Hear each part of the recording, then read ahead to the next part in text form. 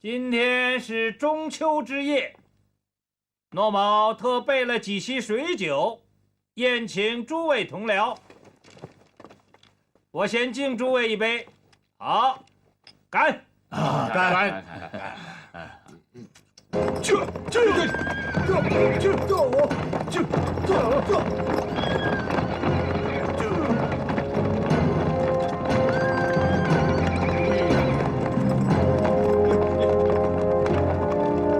开门！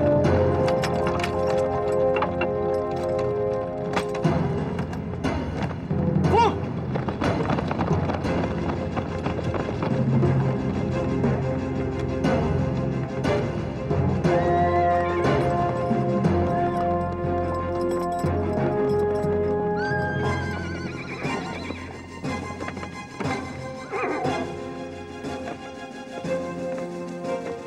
这是山西衙门府吧？诸位是，这位是钦差大臣涂立琛大人。没有接到滚单，不知钦差大人驾到，请大人稍后，小的这就回去禀报我府中丞。不用了，你在前面带路就是了。这个。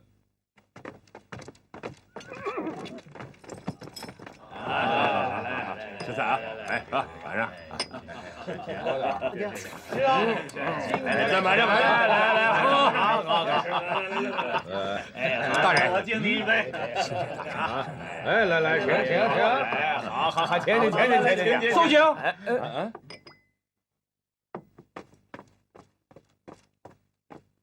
陈山西巡抚诺敏恭请圣安。上公安。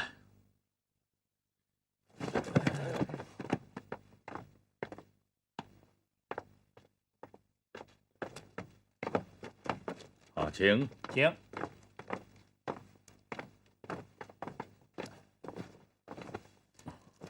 钦差大人将到的消息，我是在本月初就知道了。哦，那个时候，朝廷的旨意还没有下呢。实不相瞒，是隆中堂隆大人来信告诉我的。哎。 我真难呐，一心想替皇上分忧，为朝廷争气，可万万没有想到，做了一点点事情，却招来了一场纠纷，反而让皇上忧心增劳。这仔细想想，真是令人灰心呢。田文镜田大人呢？听说这几天，他大街小巷的到处转悠，大概是想找诺某的短处吧。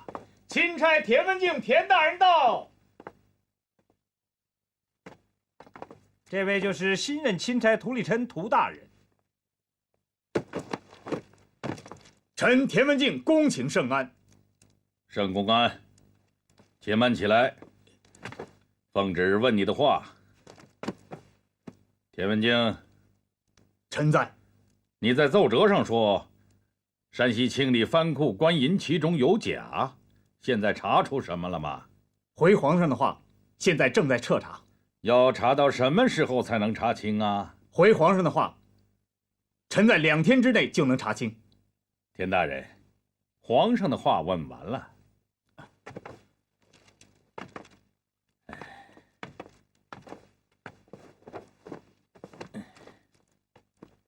田大人，你刚才说2天就能查清楚。 这不太可能吧？回大人，臣敢作保证，2天之内查不出山西藩库的弊端，田某甘愿领罪。田大人，你敢如此肯定吗？肯定不肯定？我已经用钦差官房将你的藩库封了。你姓田的，查封藩库是要请生命的。 如今你没有皇上的圣旨，不敢擅封藩库，你这是越权乱命。我是钦差，可以便宜行事。我已经派人600里加急向皇上递了奏章。诺大人，你心中无鬼，为什么还怕我封你的藩库呢？朝廷发来的公文，雁门关春荒，要急于调拨20万两库银赈济灾民。如今你封了藩库。要是饿死一个人，我诺某定然请下亡命旗牌，先斩后奏，拿你抵命。放心，饿不死一个人，因为我已经贴出了告示，山西的商贾近身，凡是借钱给官府的，限定2天之内前来领回，2天之内不来领的，这钱一律充公。你又来一个新的，又来了一个，列大人，到底是咋回事啊？列大人，等一等。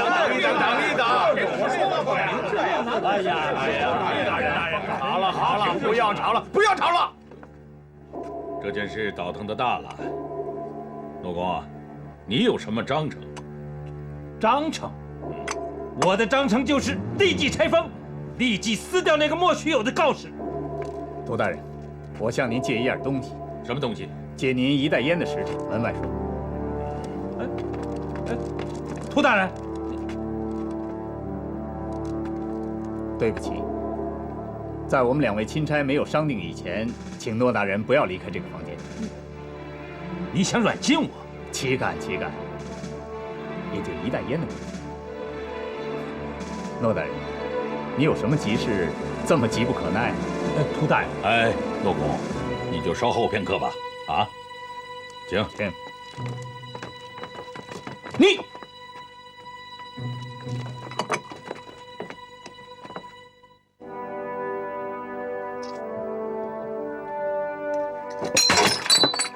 涂大人，哎，我同你说句话，你相信不相信？请说。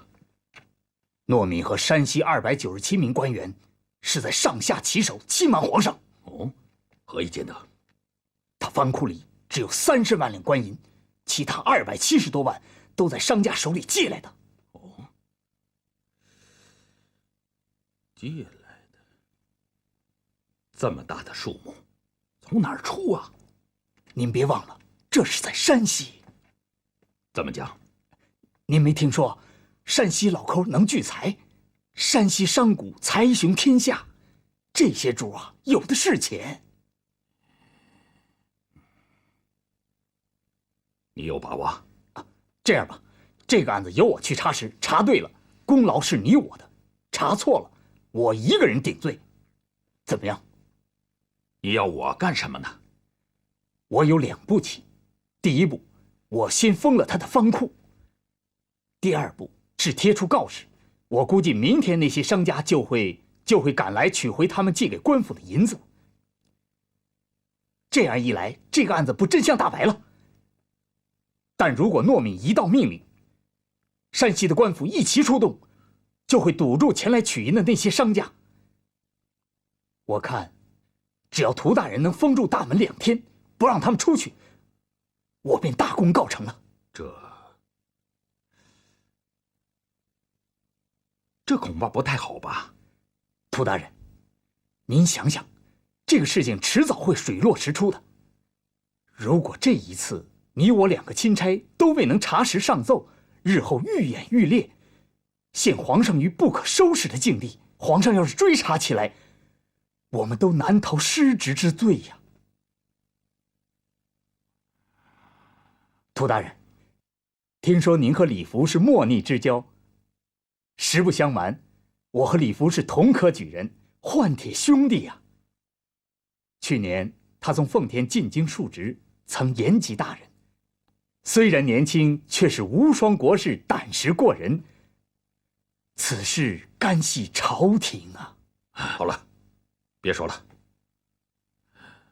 我最多给你1天时间，1天之内取不到证据，我就上折子参你。你，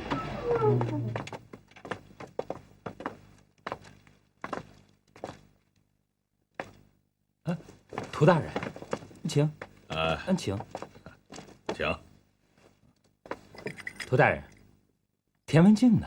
哦，这个人有些贵，同我说了几句话，又匆匆的走了。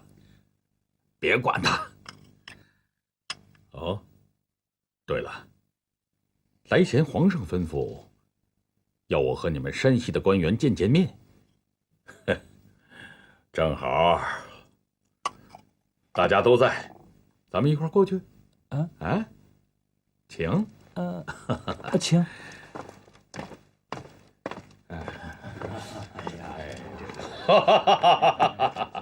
钦差大人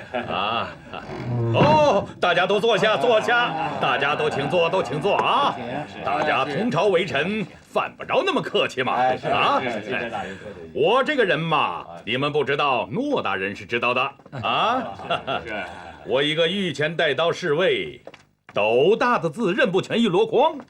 如果放我一个外任官，连知县我都做不好啊！这一点，在座的诸位都比我强啊！要说我这个人有点长处的话，那就是对皇上的一片忠心。那是。以前呢，我伺候先帝爷的时候是这样，现在伺候当今皇上也是这样。就凭这个，皇上派了我钦差，让我来调解诺大人和田大人之间的一点误会啊。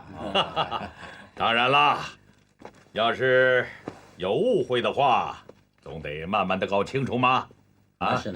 今儿个是中秋佳节，实不相瞒，为了赶路，我连晚饭都没吃啊。正好大家伙都在这儿，我就厚着脸皮叨扰诺大人一顿喽。诺大人，把酒席都摆上吧，让我们好好的过上一个中秋佳节，如何呀？来，大伙儿都坐啊！坐，坐啊！涂大人，我已经用过了，我有点公务，去就来。没那么多公务，坐。涂大人如此赏脸，真是我山西同僚们的荣幸啊！我看这样吧，何大人。胡大人在。今天晚上是中秋佳节，大家都在玩花灯、放烟火，这个时候是最容易出事儿了。有劳你们二位和有关的官员到城里各处巡查，其余的人随我留下，陪涂大人过节。凡聂二司衙门的官员，太原府和太原县的官员随我出去。妈，诺大人，不就是中秋赏月吗？哪会出什么事的呢？再说，到处都有兵丁、差役、巡守，犯不着这么多官员去嘛。来，都回来，坐啊！来，坐，等一会儿陪我喝酒啊！去，来，坐，来，坐下，都坐下。哎呀，涂大人是和你们客气，你们太不懂事了。到底是喝酒重要，还是公事要紧呢？去，快去！快去呀！这来呀！在。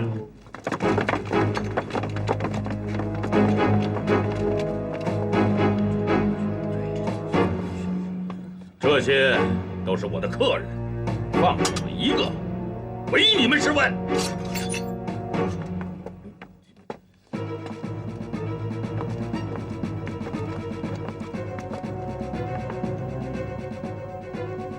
涂大人，你这是诚心找我诺某的不是了？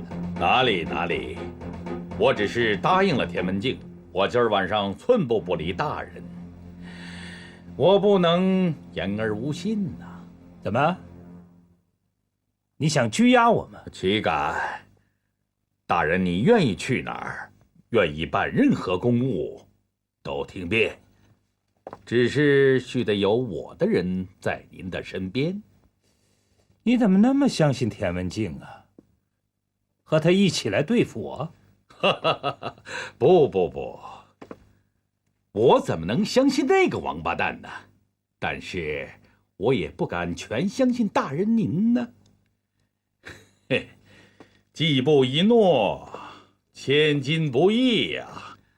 我已经答应了田文镜了。好，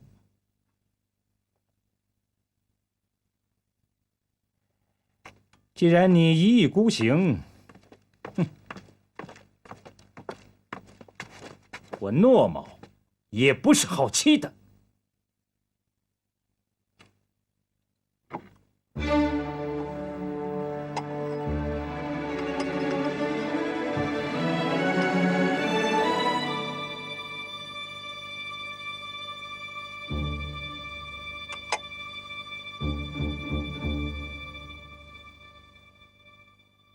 来人，在！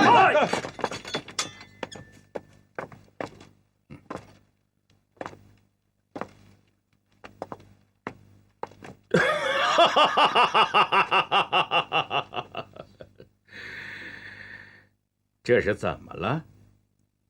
到底怎么了？我这是到了哪儿了？这儿还是不是大清朝的天下？来人呐！在！把你们的上衣统统剥去！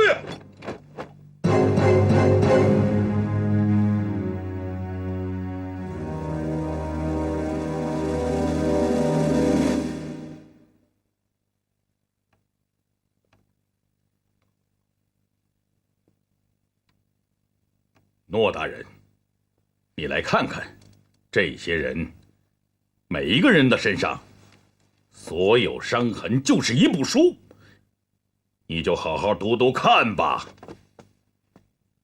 这些都是百战之余，皇上命我从万马千军中挑出来的，充实功业宿卫，又称年干处卫士，统归皇上领侍卫内大臣代管。我这个钦差，若不秉公办差，在他们面前也是交代不了的。如果这儿不是大清朝的地方，如果你们不是大清朝的臣民，就尽管往这儿来。哼，笑话！居然敢对朝廷的钦差使刀弄枪！你们中间有谁不知道大清戒律是怎么说的？戕害钦差，按谋反罪论处，诛灭九族，还不滚！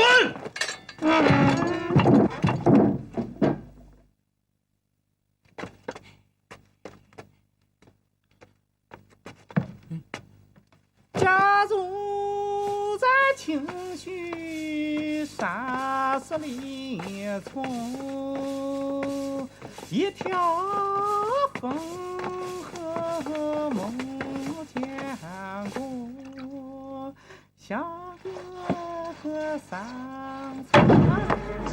皇上，打20板子！皇上饶命！皇上饶命！皇上饶命！奴才不敢了，走！奴才不敢了，走！再也不敢了。皇上饶命啊！皇上，进去这儿。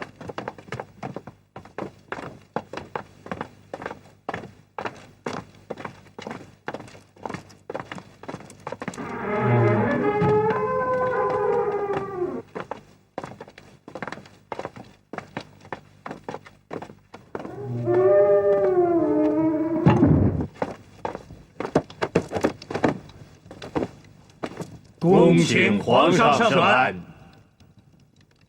起来吧。谢皇上。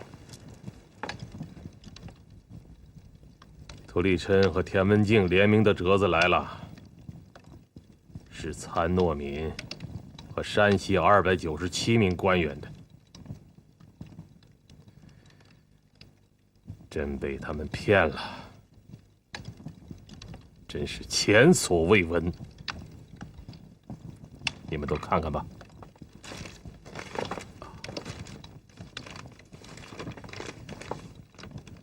山西是个好地方啊，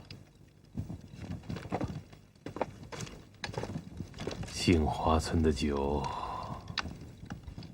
清徐的醋，还有满山遍野的梅。唉，怎么会弄成这个样子？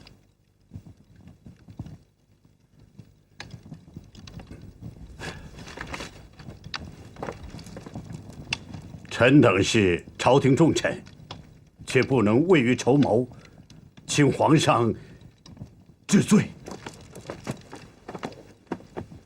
这件事的责任守在尚书房，请皇上治罪，对朝野也是个交代。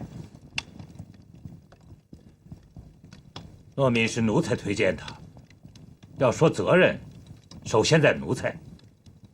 但奴才想，诺敏错就错在急于邀功，与贪赃枉法、玩忽职守的官员又不同。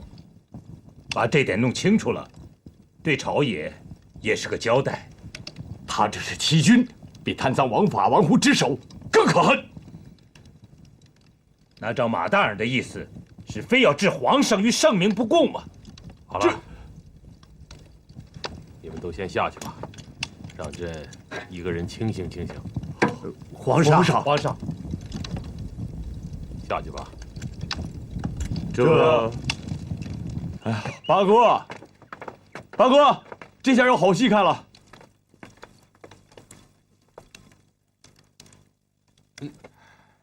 八哥，八哥，八哥，刚听到消息，山西清徐国库的官银全是假的。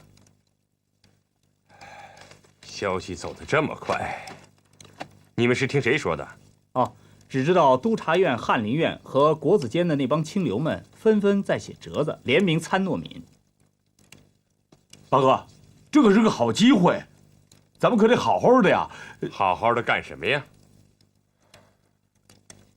你们听着，这件事情千万不能跟着瞎起哄，不但不能起哄，到一定的时候，我们还得帮他说话。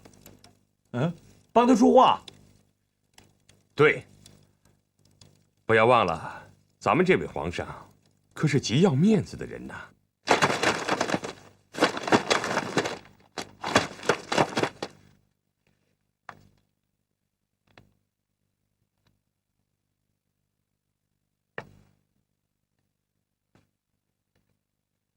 哟，十三爷，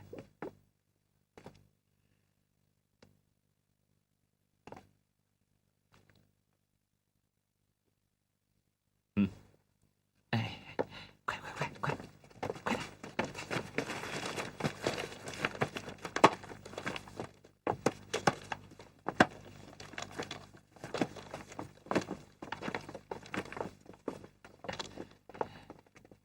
给。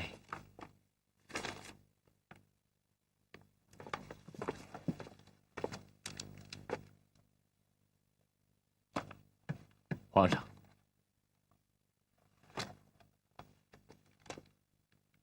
你来了。皇上，什么事儿犯得上这样生气吗？这样生气会伤了身子的。事前没有一个人出来说话，案子发了，都一窝蜂的上折子，哼，他们事后诸葛亮。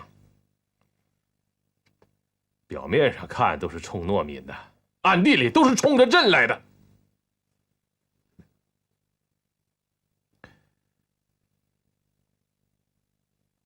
我也在想这件事儿，举朝上下怎么就没有一个人在事先给皇上提个醒呢？可见国事难遇，人才难得呀。如果在这个时候，要是巫先生在的话，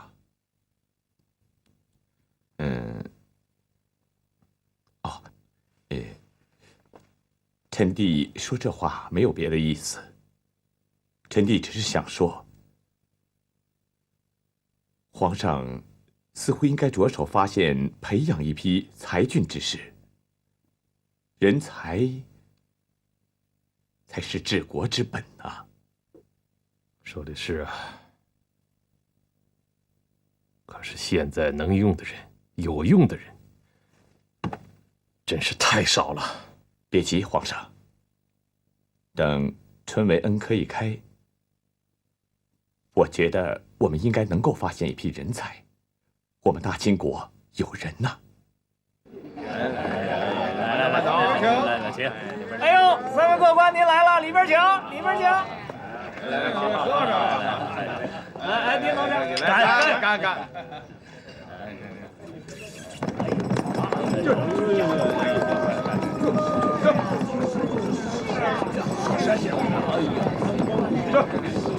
开，闪开了！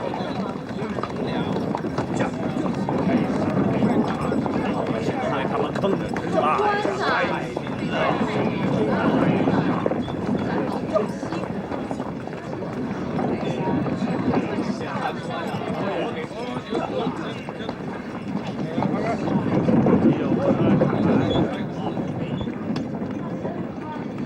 有人科场求富贵，有人官场进刑场。哦，三位不必惊慌，你们只是由科场而官场，绝无刑场之咎。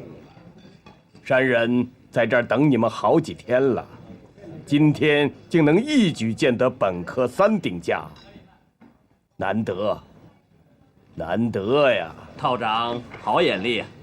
刚才跑堂的也称我们是3顶甲呢。山人既不要你们的钱，也不喝你们的酒，更不指望3位高中之后为我建造4官。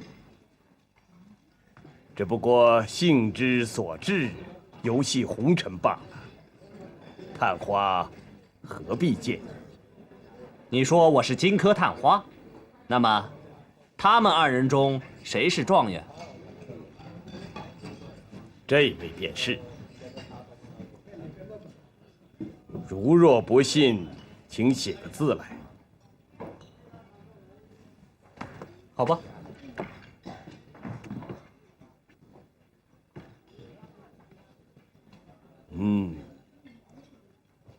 气运所致，果然不虚。3位请看，这“阴”字外面是个“国”，里面是一人。国内一人，岂不是状元？我也写一字，看你如何判断。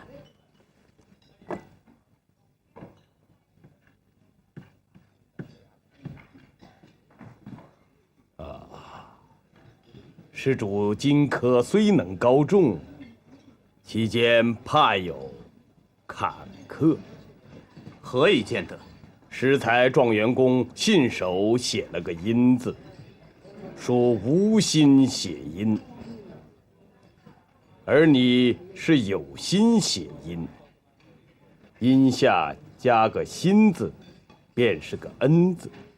你必要贵人加恩，方能得中。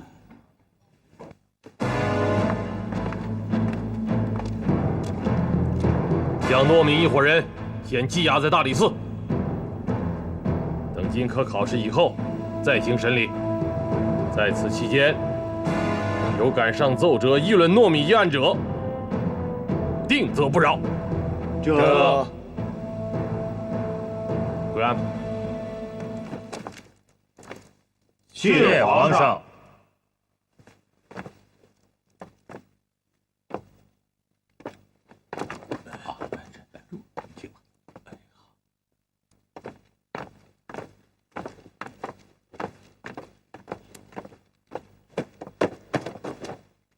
你们都跪安吧。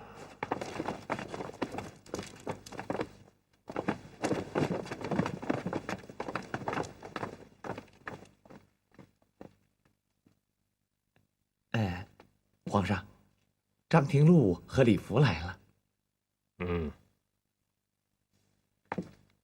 臣李福恭请圣安。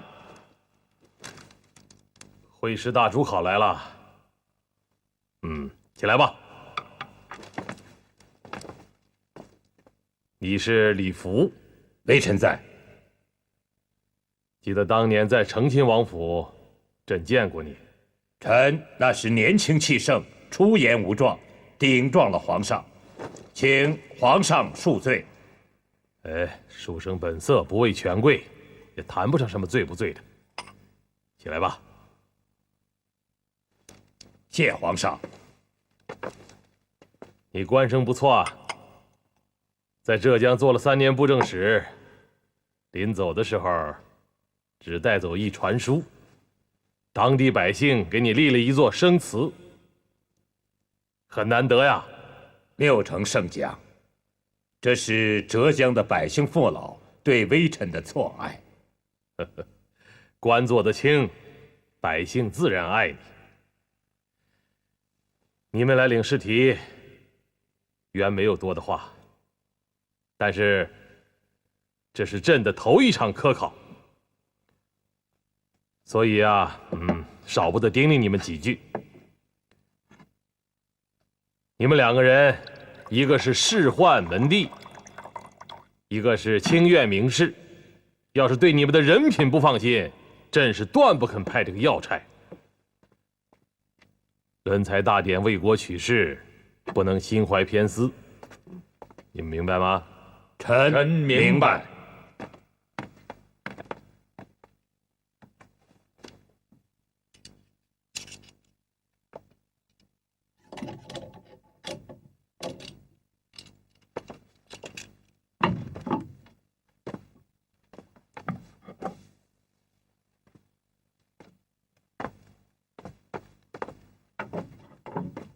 康熙42年以后，科场考题屡屡泄露，真是不可思议啊！这是荆轲的考题，是朕亲自手书，亲自密封，带回去，拆不拆看由你们。你们要记住朕刚才说的话，真正为国家选几个像样的人才啊！还有不明白的，现在就问，日后休说朕不教而诛。臣谨记圣训。不，朕要亲自教给他们。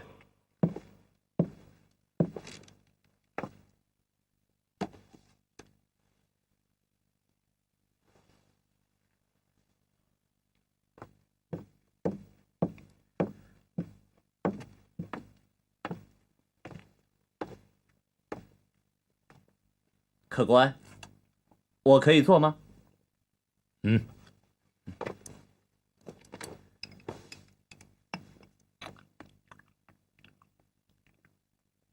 想买功名吗？什么价啊？100两一位。我怎么听说是70两啊？哈，那是3个人同时买的价。我只出70两，不卖就算了。好吧。你爽快，我也乐意。我怎么知道你不是在诓我呢？客官，我现在怎么说你也不会相信，但我可以透一点口风给你，你自己斟酌。这一次恩科考试，主考是张中堂的弟弟张廷禄，副主考是内阁侍读学士李福。张廷禄是八爷举荐的，李福是张中堂举荐的。怎么样？我说的还有点门道吧？好，70两全在这里面。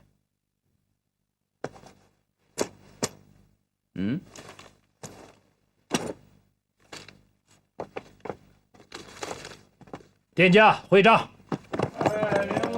让开，让开！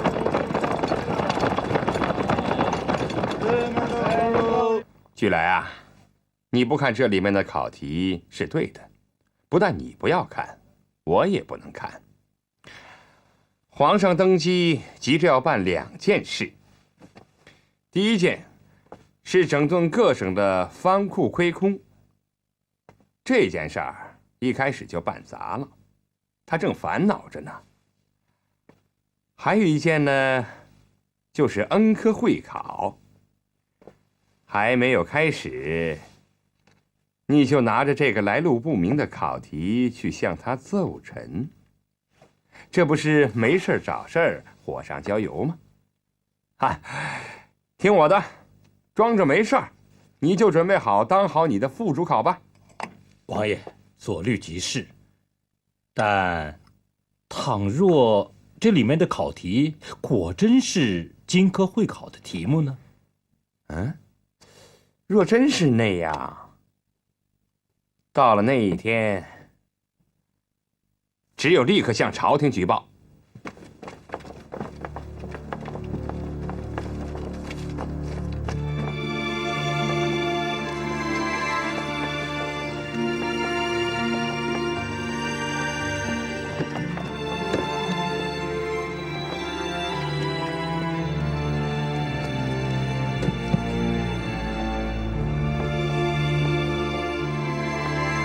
各位考官大人，叩见牌位，请。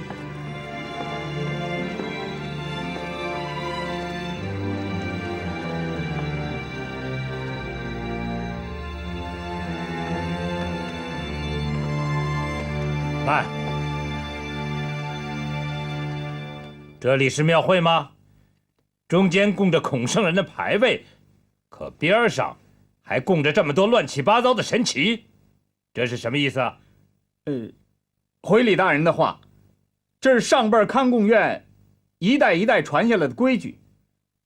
历来考场最怕传瘟疫，又怕那些有恩的有仇的来找举子们的麻烦，为此请了这些神旗，专门来保佑贡院圣地的。怪力乱神，只所不语；六合之外，存而不论。国家伦才大典，科考圣地，岂容邪鬼猖獗？快把那些牌位纸鬼统统拿出去！说的有理，把那些纸样拿到院子当中去烧了吧。是。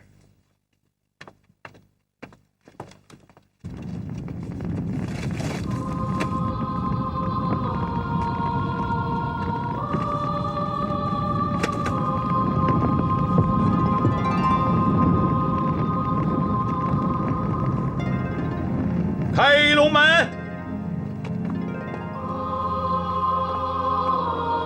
开龙门喽！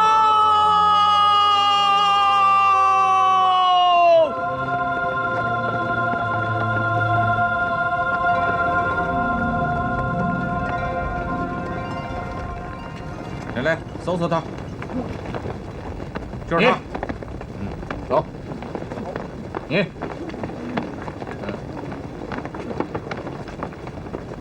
你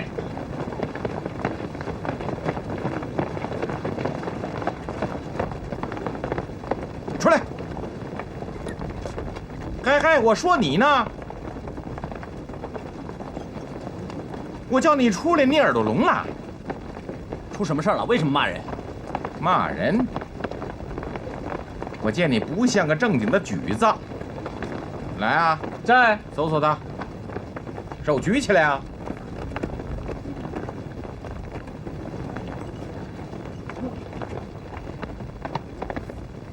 没事，进去吧。呸！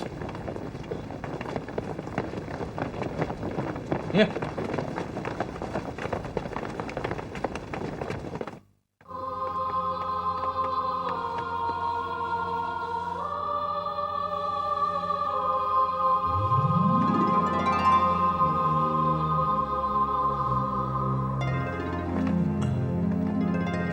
请。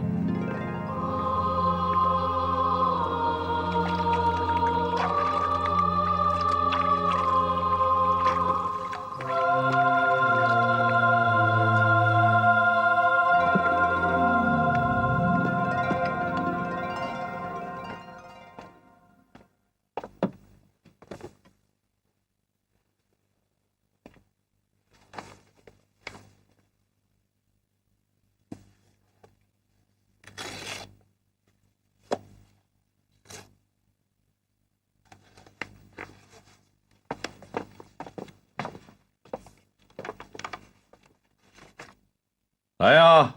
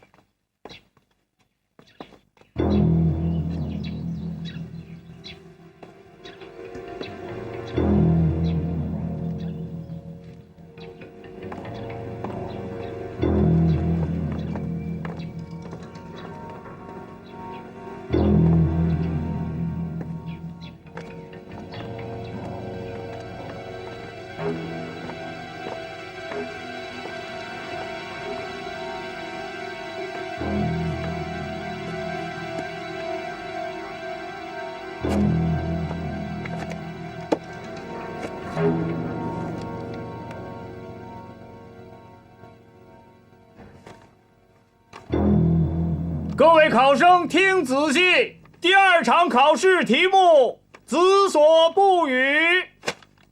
子所不语。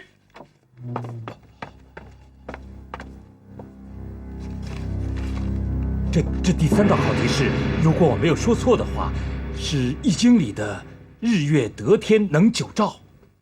哦，这，我说的对吗，张大人？哦，张大人，你请看，这3道题目早就泄露出